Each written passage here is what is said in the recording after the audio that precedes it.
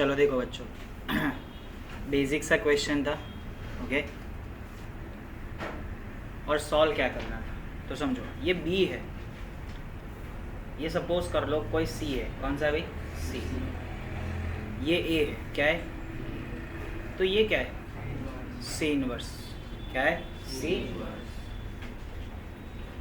ये सी है, ये ए है, और ये क्या है, सी इनवर्स।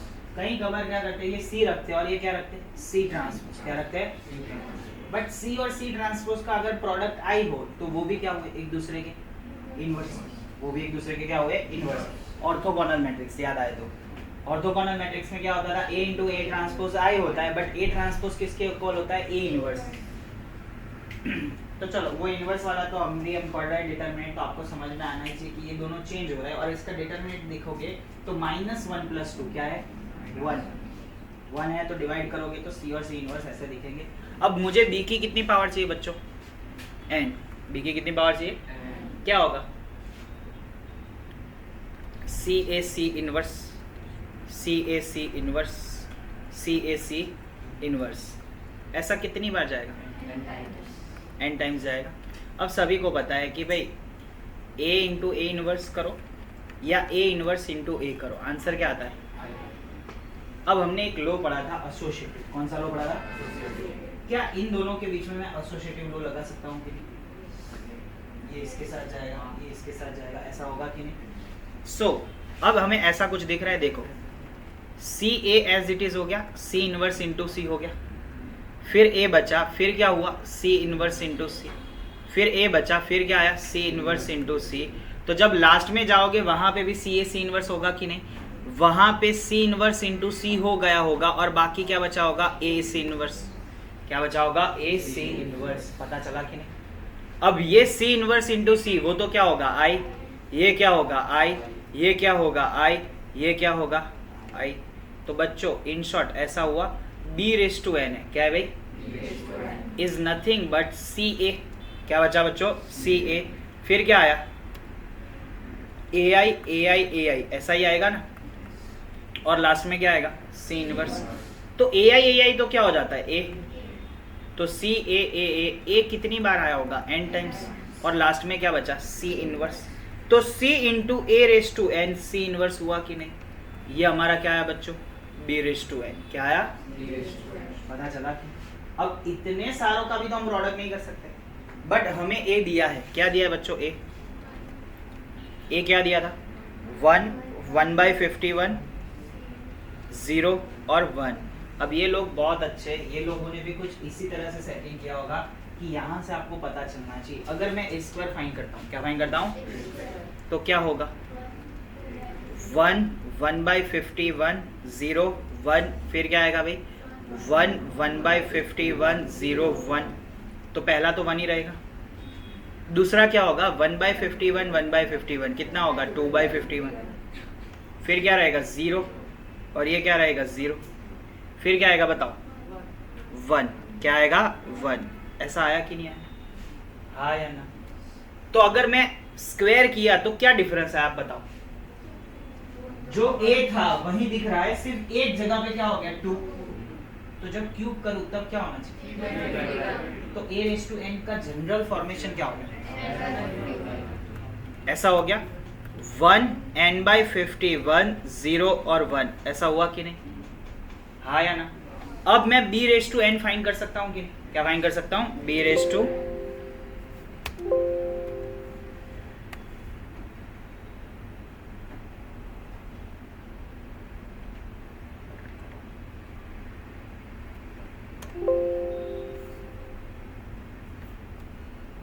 चलो देखो, अब हमारे पास बच्चों b⁴n आ गया, क्या आ गया, b⁴n। अब हमारे पास क्या हो गया बच्चों, c⁴n सी इनवर्स, जिसमें हम c जानते थे कि नहीं, क्या जानते थे, c 1 2 -1 1 1 2 -1 1। फिर क्या था बच्चों, यहाँ पे 1 n/51, 0 और क्या हुआ 1, और लास्ट में हमारे पास क्या था, और c इनवर्स, -1 -2 1 1। क्या था भाई, -1 -2 -1 1 1 1 था ना, हाँ दोनों जगह पे +1 है। ओके, अब हम प्रोडक्ट कर सकते हैं कि नहीं? चलो लास्ट दोनों का करें, पहला एज इट इज रखे 1 2 -1 -1। देखो जो लोग सोचते हैं और जो करते हैं ना वो लोग ये नहीं करेंगे, वो सीधा यही स्टेप से स्टार्ट करेंगे। मैंने जो आगे समझा है वो पहले क्वेश्चन के लिए, बराबर, बाकी सीधा यहाँ से ही स्टार्ट करना है। चलो अब प्रोडक्ट करो, क्या होगा? -1 + n/51 होगा, फिर क्या होगा? -2 + n/51, फिर क्या होगा? 1, फिर क्या होगा? 1। ऐसा हुआ कि नहीं? अभी हम पहले वाले के साथ प्रोडक्ट करेंगे तो क्या होगा बच्चों? -1 + n/51 प्लस क्या होगा? 2, फिर क्या होगा? -2 + n/51 प्लस क्या होगा? 2। चलो फिर क्या है? 1 - n/51 माइनस क्या होगा? 1, फिर क्या होगा? -1 के साथ पीछे वाले को मल्टीप्लाई करोगे तो 2 - n/51 क्या होगा बच्चों? 2 - n/51 माइनस क्या होगा? 1। यस और नो? भाई देखो ये 1 कैंसिल हो गया, ये 2 कैंसिल हो गया, ऐसा हुआ कि नहीं? तो देखो b⁻n कुछ हमारा ऐसा दिख रहा है, 1 + n/51 क्या बच रहा है बच्चों? 1 + n/51, n/51 क्या है? n/51, फिर क्या है बच्चों? -n/51 क्या है बच्चों? -n/51, और प्लस क्या है? 1 - n/51, 1 माइनस क्या है? n/। अब अगर आप क्वेश्चन पढ़ोगे तो आपको क्या पूछा था? Sum of all element, sum of क्या पूछा था? b⁻n आ गया। n की जगह पे मुझे 1 से लेके कहाँ तक रखना चाहिए? 50, बट अगर मैं सम ऑफ b⁻n करूँ और उसमें n ही पार्ट ना ले तो मुझे सिर्फ 50 बार सब कुछ कर देना पड़ेगा कि नहीं? तो देखो b⁻n करो, b⁻n किया, उसमें सम ऑफ b⁻n करता हूँ, सम ऑफ b⁻n क्या होगा बच्चों? 1 + n/51 + n/51 -n/51 + 1 - n/51, ये कैंसल बच्चों, आंसर क्या है? 2। आंसर क्या आया? अगर मैं b⁻1 करूंगा तब भी समेशन 2 आएगा, b⁻2 करूंगा तब भी क्या आएगा? समेशन 2। ऐसा मुझे b⁻50 तक करना है कि नहीं? तो 2 + 2 + 2 कितनी टाइम्स आया? 50 टाइम्स। कितनी टाइम्स आया? तो 2 × 50 बच्चों, आंसर क्या होगा? है बहुत इजी क्वेश्चन, समझ में आया कि नहीं है? इसमें कुछ नया नहीं है। देखो आपके टाइम पे क्या पूछेंगे वो भी मैं बता देता हूँ। इसी क्वेश्चंस को वो लोग क्या बोलेंगे पता है? ये P होगा, क्या होगा? फिर ये A होगा, फिर ये क्या होगा? P ट्रांसपोज क्या होगा? और फिर यहाँ पे लिखा होगा कि बच्चों P = 1 2 -1 -1 है, क्या है भाई? -1 -1, जो इसका इन्वर्स होगा P ट्रांसपोज वैसा ही कुछ सेट किया होगा। समझ में आया कि नहीं? और उसमें सबसे बड़ा पार्ट कौन होगा? A। कौन होगा? अब जहाँ पे जाके ऐसा बोल दिया कि भाई यहाँ पे b⁻n है, उसकी जगह पे b⁻2025 बोला, क्या बोला? b⁻, तो आपको सीधा क्या लिखना है पता चल गया? अभी p एज इट इज लिख देना है, a की पावर क्या लिखनी है? 2025, और लास्ट में क्या लिख देना है? p⁻, और उसमें a⁻2025 है, उसकी वैल्यू ऐसे ही कोई, जैसे कि हमने a1 फाइंड किया, a² फाइंड किया कि नहीं? यहाँ पे जैसे कि ये मैंने a फाइंड किया, फिर क्या फाइंड किया? a², तो मुझे a⁻n पता चला कि नहीं? उस तरह से मुझे डायरेक्टली क्या पता चल जाएगा? a⁻2025 क्या पता चल जाएगा? पता चला। बहुत बेसिक सा क्वेश्चन है कि, बट एक चीज़ है ये समझना पड़ेगा, 3 जब मिलेंगे 3 लोग, समझ में आया कि एक बीच में एज इट इज होगा, बाकी के दोनों एडजॉइंट ऐसे चेंज वाले दिखे तो हमें समझ जाना है हर बार ऐसा ही कॉन्सेप्ट यूज होगा। बोलो किसी को कोई डाउट है? चलो नेक्स्ट क्वेश्चन की ओर जाते हैं। ये आपकी टेक्स्ट बुक का एक एग्जाम्पल है, बरोबर वो है, और 2023 में पूछा था। ओके सॉल्व पहले आप लोग। चलो देखो बच्चों, बहुत सा इजी क्वेश्चन है, इसमें बायनोमियल थ्योरम और मैट्रिसेस का यूज हो रहा है, बरोबर। अब आपको भी पता है a + i की कितनी पावर तक जाना है? 11। कितनी पावर तक जाना है? 11। तो अब मुझे 11 पावर तक नहीं करना होता है, ऐसे समझो 11 से 0, a⁻0 से स्टार्ट होगा, या तो फिर a⁻11 होगा और i⁻2 क्या होगा? 0। फिर क्या आएगा? 11 से 1, a⁻10 ऐसा होगा। अप टू कहाँ तक जाओगे? 11 से 10 a होगा, और 11 से 11 क्या होगा? i क्या होगा? अब देखो यहाँ पे a⁻11 है, a⁻10 है, और यहाँ पे क्या है? a। क्या है? क्या फाइंड करना चाहिए मुझे सबसे पहले? ए तो है हमारे पास, क्या फाइंड करना चाहिए, ए स्क्वायर। क्या फाइंड करना चाहिए, चलो ए स्क्वायर इक्वल टू क्या होगा बच्चों, 1 0 0 0 4 -1 0 12 और -3, उसके साथ भेजो तो 1 0 0 0 4 -1 0 12 और -3। भाई पहला आंसर 1 आएगा कि नहीं, फर्स्ट रो को सेकेंड कॉलम के साथ प्रोडक्ट करोगे 0 होगा कि नहीं, फर्स्ट रो को थर्ड कॉलम के साथ करोगे क्या होगा 0, सेकेंड रो फर्स्ट कॉलम के साथ भी करोगे तो क्या होगा 0, सेकेंड रो सेकेंड कॉलम के साथ करोगे तो क्या होगा, 16 में से 12 गया, आंसर क्या रहा 4, आंसर क्या रहा। चलो फिर क्या होगा बताओ,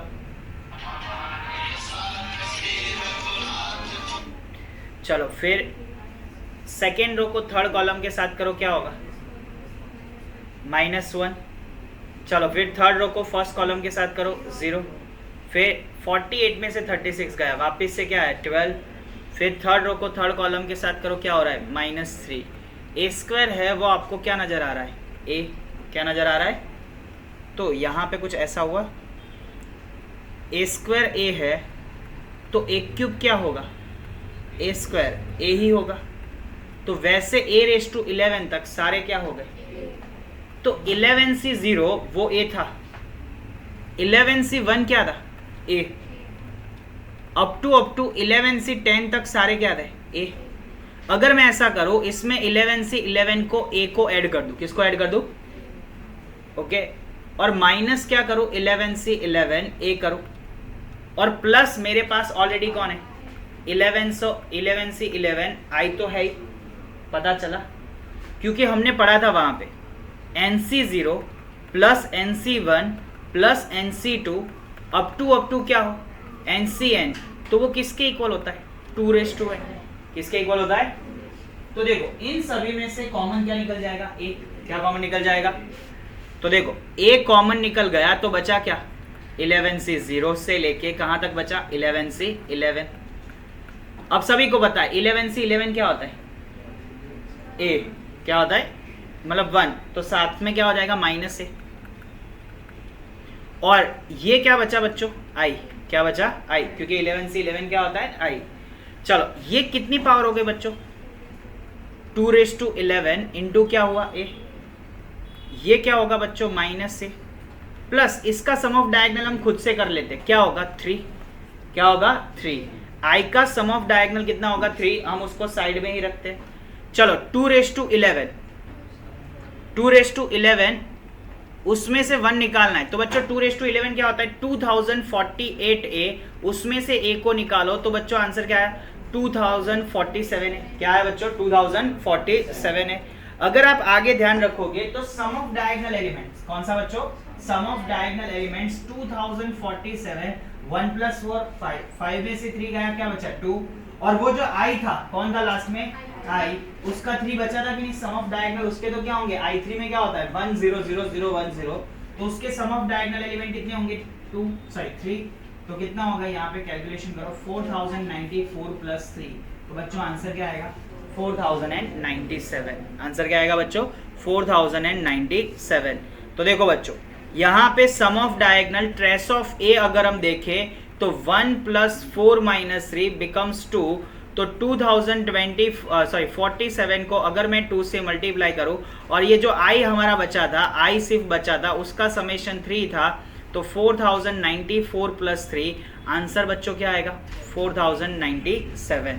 तो यहाँ पे बच्चों ऑप्शन कौन सा होगा सी, बोलो समझ में आया कि नहीं, कितना बेसिक क्वेश्चन था, कोई कैलकुलेशन नहीं, कुछ भी नहीं, सिर्फ यहाँ पे यूज क्या हो गया बाइनोमियल थ्योरम, क्या यूज हो गया। चलो लिखो, देखो question number 3, let alpha and beta are the real numbers considering they the 3x3 matrix such that a square equal to क्या होना चाहिए 3a plus a square equal to क्या होना चाहिए 3a प्लस अल्फा i। सोचो a से multiply करोगे दोनों साइड तो ये a क्यूब होगा, ये क्या होगा 3a स्क्वायर प्लस क्या होगा अल्फा i है, क्या होगा अल्फा। देखो दुनिया का कोई भी मैट्रिक्स हो और उसका कोई भी nth पावर, कौन सा पावर हो n, बट वो always in the form of aa plus bi, कौन से फॉर्म में होगा aa प्लस bi, क्योंकि हम स्क्वायर को अगर नॉर्मल फॉर्म में कन्वर्ट कर सकते हैं, को क्यूब को भी कौन से फॉर्म में कन्वर्ट कर सकते हैं, लीनियर फॉर्म में। कौन से फॉर्म में? तो देखो अब मैं सोचो इस ए स्क्वायर की जगह पे वापस से कुछ लिख सकता हूँ। क्या लिख सकता हूँ? 3a प्लस अल्फा आई। बच्चों अल्फा आई ए क्या होगा? अल्फा ए। समझ में आया? चलो इसको मल्टीप्लाई करो, क्या होगा? 9a प्लस 3 अल्फा आई प्लस क्या होगा? अल्फा ए। बच्चों ये आपका क्या आया? ए क्यूब। क्या आया? अगेन ए से मल्टीप्लाई करो, क्या होगा बताओ? a⁴ plus 9a square plus 3 alpha i a plus क्या होगा बच्चों? अल्फा ए स्क्वायर प्लस क्या होगा? Alpha a square. अब मुझे बताओ 9 के साथ जो ए स्क्वायर है उसकी जगह पे वापस से क्या रख सकता हूँ? अब आई ए क्या हो जाएगा? ए। तो क्या होगा? 3 अल्फा ए प्लस अल्फा, इस ए स्क्वायर की जगह पे क्या लिख सकता हूँ? 3a प्लस अल्फा आई। पता चला कि नहीं? हाँ या ना?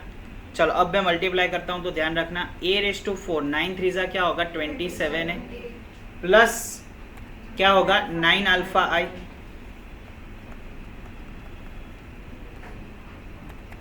प्लस क्या होगा? 3 अल्फा ए 3 अल्फा ए 3 अल्फा ए प्लस 3 अल्फा ए प्लस अल्फा स्क्वायर आई। क्या होगा? अल्फा स्क्वायर आई। अब देखो बच्चों a⁴ में इसमें और इसमें कॉमन क्या निकल सकता है? a। क्या हुआ बच्चों? 27 प्लस 6 अल्फा हुआ कि नहीं? प्लस क्या होगा? यहां से क्या कॉमन निकलेगा? i। क्या बचा? 9 अल्फा प्लस अल्फा स्क्वायर। बच्चों a⁴ को आपको कंपेयर करना है किसके साथ? 21a प्लस बीटा आई। तो a के साथ 21 है और i के साथ क्या है? बीटा। तो सोचो इन दोनों को कंपेयर कर सकता हूं कि नहीं? 27 प्लस 6 अल्फा इक्वल टू 21। तो क्या होगा बच्चों? 6 अल्फा इक्वल टू -6। तो अल्फा की वैल्यू क्या आएगी? -1। 9 अल्फा प्लस अल्फा स्क्वायर किसके इक्वल होगा? बीटा। किसके इक्वल होगा? बीटा। पता चल रहा है कि नहीं? एक्स स्क्वायर को एक्स स्क्वायर के साथ कोफिशिएंट का जैसे इक्वल करते हैं वैसे हमारा a⁴ है, उसके साथ a था तो सामने जो a होगा उसी के साथ इक्वेट करेंगे कि नहीं? चलो फिर बीटा अल्फा की जगह पे क्या आएगा? -9 प्लस 1 बीटा। बीटा की वैल्यू क्या आई बच्चों? -8। तो यहाँ पे जो ऑप्शन है वो बच्चों कौन सा आएगा? डी। बीटा इक्वल टू क्या होगा? अब ये कौन सा हार्ड क्वेश्चन था? कितना बेसिक था। और मैंने बोला a क्यूब a⁴ कल जाके a⁻2025 भी आ सकता है। तब यहाँ पे पैटर्न बनी, जैसे कि पहले 3a था फिर क्या आया? 9। तो 3 हुआ फिर क्या हुआ? 3 का स्क्वायर। जब मैंने 4 किया तब क्या हुआ था? 27। तो 3⁵ हुआ कि नहीं? तो ऐसे फॉर्मूला भी बन सकती है 3n-1 × 8। समझ में आया कि नहीं आया? चलो तो समझ में आ गया ये वाला क्वेश्चन। चलो नेक्स्ट वाला क्वेश्चन स्नेहा स्टार्ट करो। चलो मुझे ए स्क्वायर वाला इक्वेशन लिखवाओ। तो क्या था? ए स्क्वायर माइनस क्या था? ट्रेस ऑफ ए इंटू क्या था बच्चों? ए प्लस क्या था? Determinant of A I equal to, यहाँ से बताओ ट्रेस ऑफ ए कितना है? 1 - 5। आंसर क्या है? -4। और डिटर्मिनेंट का आंसर क्या होगा बच्चों? 1 2 -2 -5 -5 + 4 कितना होगा? -1। तो हमारा इक्वेशन क्या हुआ बच्चों? a² + 4a - i equal to क्या हुआ? 0। आपको किस किस को साथ में रखना है? a² और a। तो a² + 4a इक्वल टू क्या होगा? i। क्या होगा? बट मुझे i नहीं चाहिए, मुझे कौन चाहिए? किससे मल्टीप्लाई करोगे? तो 2a² + 8a प्लस क्या होगा? 2i। अब बताओ अल्फा कितना हुआ? 2। बीटा कितना आया? तो अल्फा प्लस बीटा कितना होगा? Option D. ये तो सिखाया ना मैंने। कितना बेसिक क्वेश्चन, समझ में आया कि नहीं आया? चलो नेक्स्ट क्वेश्चन।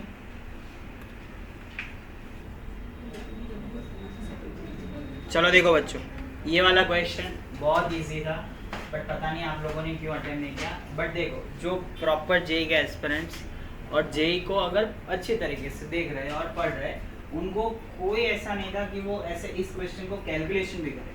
पहले यहाँ पे सबसे पहले तो आपको 2⁻j - i दिख रहा है, यानी कि 2 कुछ पावर में नजर आ रहा है, यानी कि इसके जो टर्म्स बनेंगे वो जीपी में बनेंगे। तो समेशन भी किस में होगा? जीपी में। समेशन किस में होगा? जीपी में। और समेशन ऑफ जीपी हो तो बीच में क्या आता है? माइनस। क्या आता है? तो पहले तो ये दो ऑप्शन चले गए। इसके बाद भी एक और ऑप्शन चला जाता है तो सीधा आंसर आ जाता है। देखो यहाँ पे नंबर ऑफ टर्म्स कितने, कैसे थे 9, तो 3 की पावर क्या होनी चाहिए 9, और माइनस में तो 1 ही आएगा ऑलवेज, बरोबर। बट अगर एक 3 की पावर 10 हो रही है मतलब 3 से कुछ मल्टीप्लाई हुआ होगा, तो पीछे वाले को भी मल्टीप्लाई करना पड़ेगा, तो ऑप्शन का आंसर कौन होगा, ए। बी भी नहीं होगा, कोई कैलकुलेशन की जरूरत नहीं, कुछ भी नहीं, अगर मैं कैलकुलेट करूंगा तब भी यही आंसर आएगा। समझ में आया कि नहीं आया, बरोबर, क्योंकि लॉजिक था कि भाई 9 टर्म्स है तो 3⁻9 - 1 होना चाहिए, तो मैंने सोचा भी सही कि भाई चलो 3⁻9 - 1 अपॉन 3 - 1, यहाँ पे 2 भी हो गया, बट यहाँ पे 3 की पावर क्या होनी है 10, और वो दोनों में है, तो मुझे किससे मल्टीप्लाई करना चाहिए 3 से, तो जब 3 से मल्टीप्लाई करूंगा तो 3:10 माइनस क्या होगा 3, तो आंसर कौन सा आना चाहिए ए। इसमें कोई कैलकुलेशन की जरूरत नहीं थी, बट अगर आप कैलकुलेशन करते हो तो बहुत ईजी था। देखो a = यहाँ पे टर्म्स देखने पड़ेंगे हमें, और बहुत लोगों ने पहला टर्म 0 लिखा था, क्या लिखा था, पॉसिबल ही नहीं। 2⁻1 - 1, 2⁻2 - 2, 2⁻3 - 3, बरोबर। यहाँ पे आया होगा 2⁻2 - 1 कि 1 - 2, 1 - 2, फिर क्या आया बच्चों 2⁻1 - 3, जैसे रो के एलिमेंट है ना उसी तरह से पावर को सब्ट्रैक्ट करेंगे कॉलम्स में। फिर क्या आएगा बच्चों 2⁻2 - 1, फिर क्या आएगा 2⁻2 - 3, 2⁻3 - 1, 2⁻3 - 2, खत्म हो गया कि नहीं। बताओ 2⁻0 क्या होता है, तो डायगोनल के तीनों एलिमेंट कौन से होंगे 1, ये हाफ है तो ये कौन है 2, ये 4 है तो ये क्या है 1/4, 2⁻1 क्या है 2, 2⁻2 - 1 क्या है 1/2, ये आपका ए आया कि नहीं आया। चलो अब हमें a², सिर्फ a² फाइंड करना था, फिर तो आपका काम हो ही गया था। चलो a² फाइंड करने के लिए मुझे ऐसे लिखना पड़ेगा 1 to 4, 1/2, 1 और 2, फिर क्या है बच्चों 1/4, 1/2 और 1, फिर यहाँ पे क्या आएगा 1 to 4, फिर क्या है 1/2, 1 और 2, 1/4, 1/2 और 1। अब देखो हर एक में आपको 3 नजर आ रहा था, क्या नजर आ रहा था, तो बस पहली रो को पहली कॉलम के साथ मल्टीप्लाई करो, अगर वो पहले से 3 गुना बढ़ जाता है मतलब सारे 3 गुना ही बढ़ेंगे, ये तो पता चल ही जाएगा। चलो पहले वाले को मल्टीप्लाई करो पहले रो को पहली कॉलम के साथ, 1 1 जा 1, 2 into half 1, 4 into half 1/4 कितना होगा 1 1 1, कितना आया।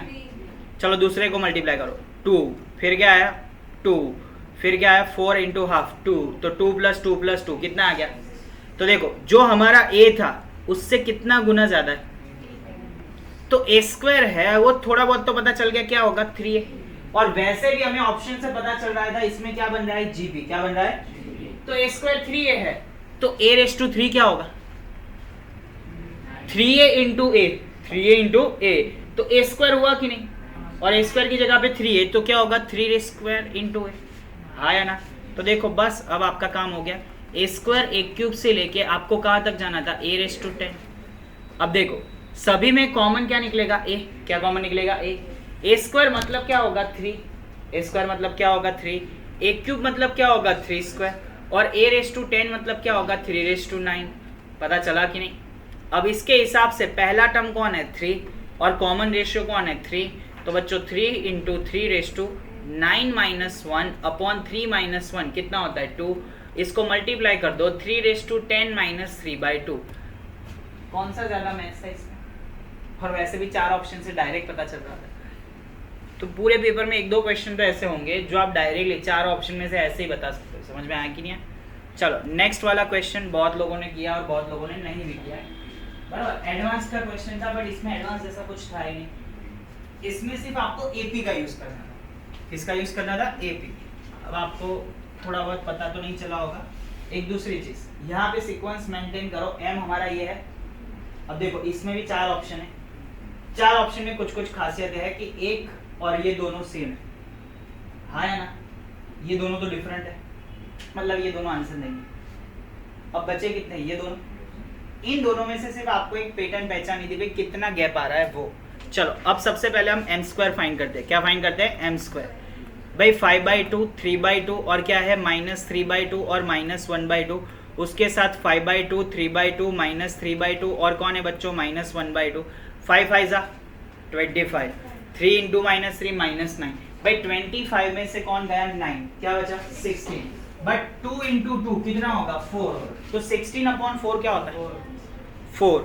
चलो फिर 5 3 जा 15, 15 में से 3 गया 12, 12/4 कितना होगा 3, कितना होगा 3। चलो फिर -15 + 3 तो -12/4 तो ये कितना हुआ होगा -3, कितना हुआ होगा -3। -9 + 1 तो बच्चों ये कितना हुआ होगा -2। अब देखो हमने m देखा, फिर क्या देखा m², कुछ पैटर्न दिखाई दे, दोनों जगह पे माइनस कैसे सेम, कैसे तो आगे जाएंगे तो भी कैसे रहेंगे सेम। तो अब हमें थोड़ा बहुत पता चल गया कि भाई इसमें से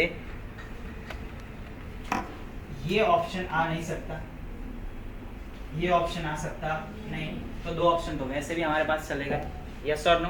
अब हम सिर्फ क्या फाइंड करेंगे m3, क्या फाइंड करेंगे m3। चलो m3 फाइंड करना है तो क्या करोगे बच्चों 5/2 3/2 फिर क्या है -3/2 और -1/2 और इधर m² तो था ही ना आपके पास 4 3 -3 -2 ऐसा हुआ कि नहीं बच्चों। देखो 5 4 जा 20, 20 का हाफ 3 × -3 -9/2 क्या होगा भाई माइनस, तो 10 में से आपके पास कितना गया 5 4 जा 20, 20 का हाफ क्या होगा 10, 10 में से आपके पास कितना गया -9/2 कितना गया भाई -9/2। 5 3 जा 15/2, 15/2 और -6/2 9/2 हुआ, क्या हुआ बच्चों 9/2। चलो फिर देखो -12/2 + 3/2 क्या हुआ -9/2 क्या हुआ बच्चों माइनस। तो हमें ये भी पता चला कि ये दोनों एक दूसरे के हैं, वो ऑलवेज कैसे ऑपोजिट, कैसे एक 3 होगा तो दूसरा क्या होगा, पहले क्या था 3/2 क्या था, फिर क्या हुआ उसका डबल कितना हुआ 3, अब कितना हो रहा है चेक करो 4.5 हुआ कि बराबर, अब क्या हुआ 3/2 मतलब कितने का गैप आ रहा है 1.5, यहाँ से 1.5 से लेके 3 का गैप कितना है 1.5 का, 3 से 4.5 का गैप पे कितने का है 1.5 का, समझ में आया कि नहीं आया। तो देखो अब हमारे पास इस एलिमेंट के लिए एक पैटर्न बन गई, बाकी सबका अभी हमने नोट नहीं किया बट हमें इस एलिमेंट के लिए एक पैटर्न बन गई। पहले 3/2 था, पहले कितना था, फिर कितना हुआ 3, फिर कितना आया 9/2, तो अगर अपनी भाषा में लिखे तो 1.5 3 और कौन होगा बच्चों 4.5, ऐसे चलता रहेगा कि नहीं। और ये क्या बन गया एपी, क्या बन गया, मुझे कितने टर्म्स में एपी चाहिए 2022, क्या चाहिए।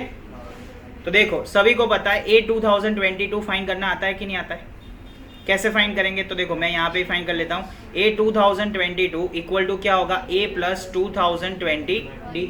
अब इसमें a क्या है 1.5, 2021 और डिफरेंस भी कितना है बच्चों 1.5 कितना है। अब अगर आप मैथ्स करोगे तो 2021 को 2021 से मल्टीप्लाई मतलब 1.5 से करोगे तो 2021 तो आने वाला है। 2021 का आधा क्या होता है 1010.5 प्लस क्या होता है 2.5, सर 2.5 नहीं 1.5, 1.5 है कि 2.5 1.5 ओके। चलो एडिशन करो तो कितना आता है, ये 12 हो जाएगा 2021 प्लस 1012, अगर आप इन दोनों को ऐड करोगे तो 3033 क्या आएगा 3033, और 3033 किस पोजीशन पे ए, तो ये हमारा आंसर हो गया भाई 3033 इस पोजीशन पे होना चाहिए, तो इस पोजीशन पे हो ऐसा तो एक ही ऑप्शन है कौन सा ए, खत्म हो गया। यहाँ पे भी कोई ज़्यादा बड़ा मैथ्स नहीं था, एडवांस का क्वेश्चन था बट इसमें कुछ एडवांस जैसा था नहीं, ये नॉर्मल m² m³ m⁴ करो फिर पैटर्न पता चल जाती है, समझ में आया। चलो नेक्स्ट क्वेश्चन फिर देखते हैं अभी।